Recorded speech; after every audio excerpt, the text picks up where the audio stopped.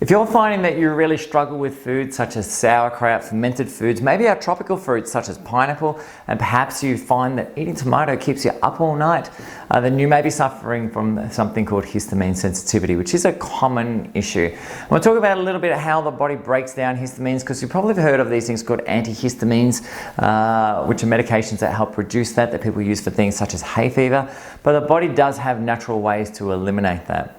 One of the biggest mechanisms that drives that and eliminates that really comes from the liver. The liver is vitally important in removing histamine out of the system. A big component of that is a substance known, or a product or a process known as methylation. So methylation is the process of releasing these methyl groups, these CH3 groups into the bloodstream, and it's closely regulated by a specific pathway within your liver, in which we take a substance known as homocysteine, add a methyl group to them via the use of B12, folate, or trimethylglycine or methylglycine. And by doing so, we convert it to a substance known as methionine. And this methionine then is kind of regulated and released at certain points within the liver to release these CH3 groups in control or in command. And these CH3 groups go around and they bind to histamine, and as they bind to histamine, they kind of deactivate it and allow it to be taken away. So really, when we start talking about histamine sensitivities, it's a lot more than just the immune system and staying away from food. There are processes within the liver that really need to be dealt with and improved in function. There's a lot of different influences for liver function. So we know the obvious ones such as alcohol and chemical exposure. But there are a lot of little subtle things that do make a big difference to liver function.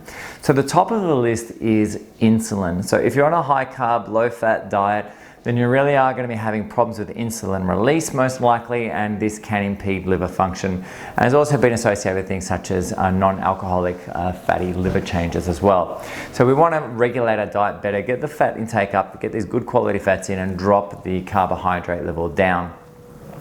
Things such as mold exposure or mycotoxin exposure can play a havoc in that area as well as various hormones such as estrogen, testosterone, and progesterone. So especially if they're in excess, they can put an overwhelming burden in that area as well. Deficiencies that we spoke about before, B12, glycine, or what's known as betaine, which is trimethylglycine, as well as folic acid deficiencies can create problems in those areas, as well as vitamin B3.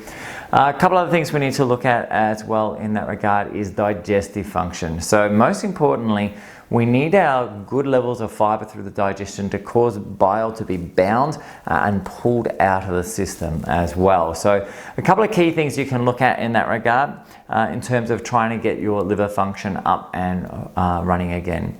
But anyway, guys, if you have any questions in regards to that, or want some more detailed information specifically to you, please feel free to post up or message me. I'm always happy to help out in any way, shape or form. Histamine is a big problem, and it is a growing problem that we're seeing in the Western world, especially since COVID. So if you are suffering, please understand that you're not alone. There are a lot of people like that, and if you need help, please just reach out. We're always here for you.